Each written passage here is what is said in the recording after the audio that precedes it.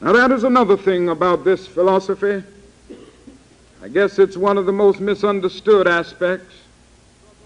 It says that it is possible to struggle passionately and unrelentingly against an unjust system and yet not stoop to hatred in the process. The love ethic can stand at the center of a nonviolent movement. And people always ask me, what in the world do you mean by this? How can you love people who are bombing your home and people who are threatening your children and people who are using violence against your every move? I guess they have a point. I'm not talking about emotional bosh at this point. It is nonsense to urge oppressed people to love their violent oppressor in an affectionate sense. This isn't what we're talking about. Unfortunately, the Greek language comes to our aid in trying to discover the meaning of love in this context. There are three words in the Greek language for love. One is the word eros. Eros is a sort of aesthetic love. Plato used to talk about it a great deal in his dialogues, a yearning of the soul for the realm of the divine. It has come to us to be a sort of romantic love, and so in this sense we've all read about Eros and the beauties of literature. In a sense, Edgar Allan Poe was talking about Eros when he talked about his beautiful Annabel Lee with the love surrounded by the halo of eternity. In a sense, Shakespeare was talking about Eros when he said, love is not love which alters when it alteration finds, or bends with the remover to remove. It is an ever fixed mark that looks on tempest and is never shaken. It is a star to every wandering bark. You know, I can remember that because I used to quote it to my wife when we were courting. That's Eros. Then that is phileo. The Greek language talks about this kind of reciprocal love, a sort of a love that develops out of the fact that you like the person. You love because you are loved. This is friendship. That is another word in the Greek language. It is the word agape. Agape is more than friendship. Agape is more than aesthetic, a romantic love. Agape is understanding, creative, redemptive goodwill for all men. It is an overflowing love that seeks nothing in return. Theologians would say that it is the love of God operating in the human heart.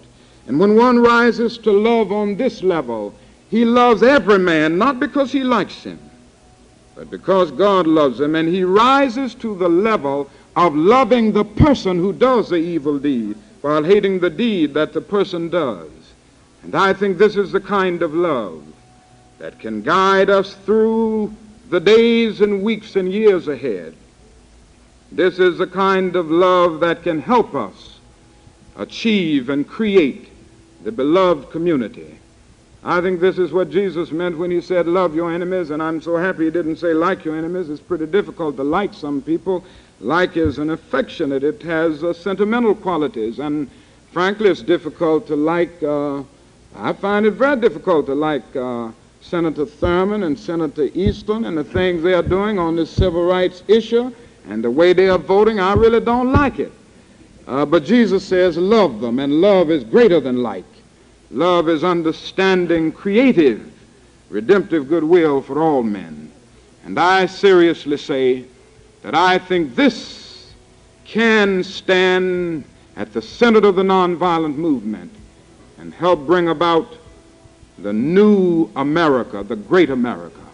And so, as Dr. Oxnam said earlier, we can stand before our most violent opponents and say in substance, we will match your capacity to inflict suffering by our capacity to endure suffering. We will meet your physical force with soul force. Do to us what you will, and we will still love you. We cannot in all good conscience obey your unjust laws because non-cooperation with evil is as much a moral obligation as is cooperation with good. And so throw us in jail and we will still love you. Bomb our homes and threaten our children, and as difficult as it is, we will still love you. send your hooded perpetrators of violence into our communities at the midnight hours and beat us and drag us out on some wayside road and leave us half dead. And as difficult as it is, we will still love you. But be ye assured that we will wear you down by our capacity to suffer, and one day we will win our freedom. We will so appeal to your heart and your conscience that we will win you in the process, and our victory will be a double victory. This is a nonviolent message, and it is this message, it is this approach, it is this method that has been used all across the country. Students by the thousands have taken our deep groans and passionate yearnings for freedom and filtered them in their own souls and fashioned them into a creative protest, which is an epic known all over our nation. And as a result of that disciplined, dignified, determined, courageous, yet nonviolent efforts, they have been able to bring about integration at lunch counters in more than 350 cities in the South. And things are still happening as a result of the nonviolent movement. And so this method will help the individuals who use it go into the new age which is emerging with the right attitude.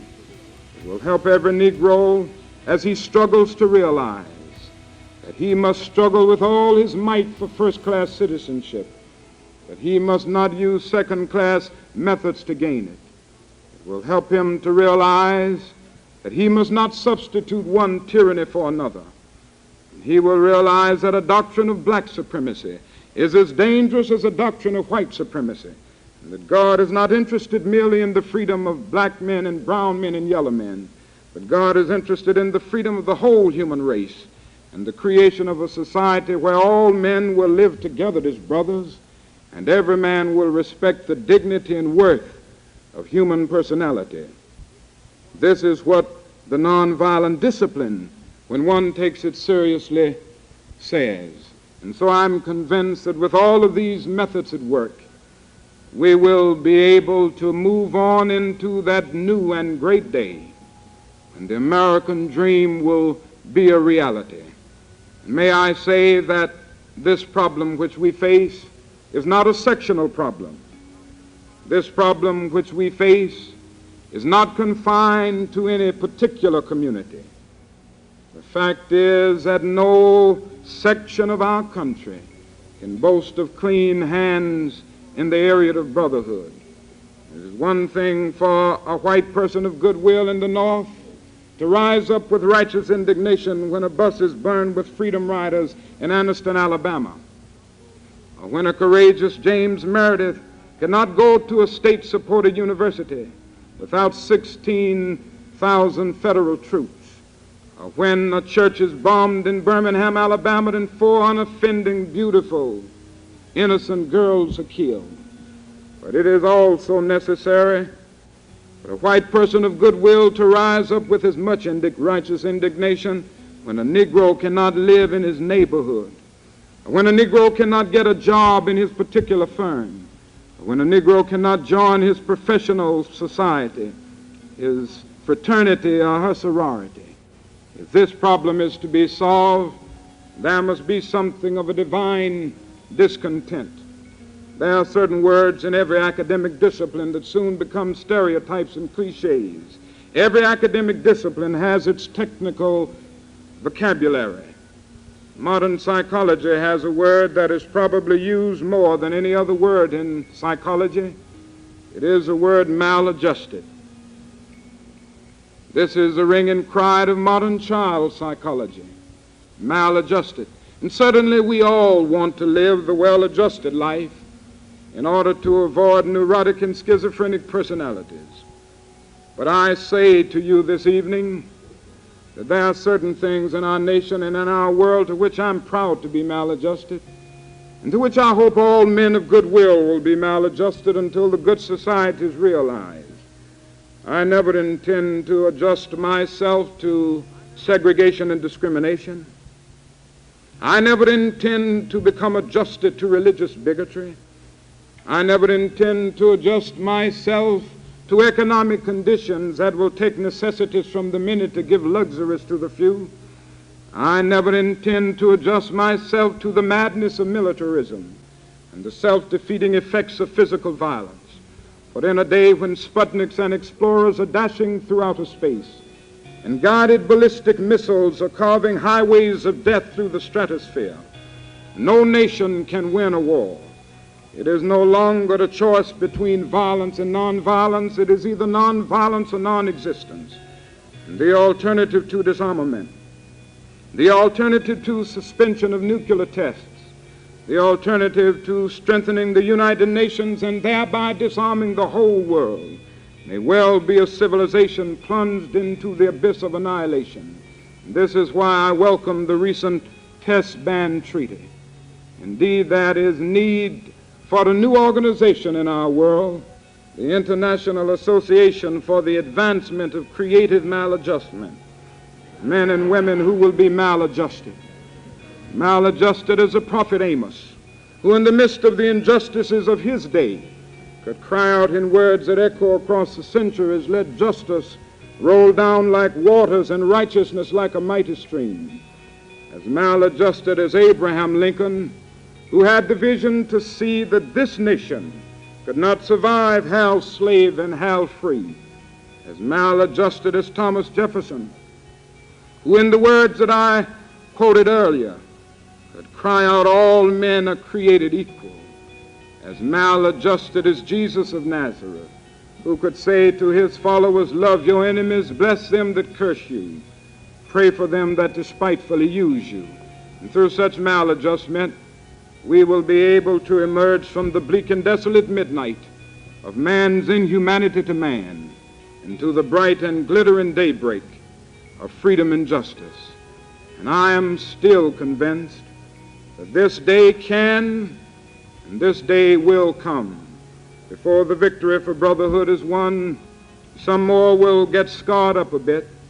Some more will be thrown into jail. Before the victory is won, maybe some more, like a courageous Medgar Evers, will have to face physical death.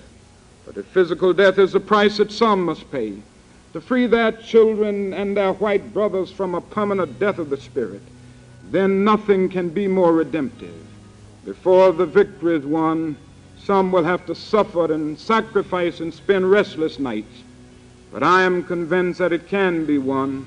And I'm convinced of that because Carlyle is right. No lie can live forever. I'm convinced of that because that is something in this universe which justifies William Cullen Bryant in saying, "Truth crushed earth will rise again." I'm convinced of that because that is something in this universe that justifies James Russell Lowell in saying, "Truth forever on the scaffold, wrong forever on the throne. Yet that scaffold sways the future, and behind the dim unknown standeth God within the shadow, keeping watch above his own." With this faith, we will be able to move into this new day. With this faith, we will be able to adjourn the councils of despair and bring new light into the dark chambers of pessimism. With this faith, we will be able to transform the jangling discords of our nation into a beautiful symphony of brotherhood. This will be a great day. This will be the day when all of God's children, black men and white men, Jews and Gentiles, Protestants and Catholics, will be able to join hands and sing in the words of the old Negro spiritual, "Free at last, free at last. Thank God Almighty, we are free at last." Thank you.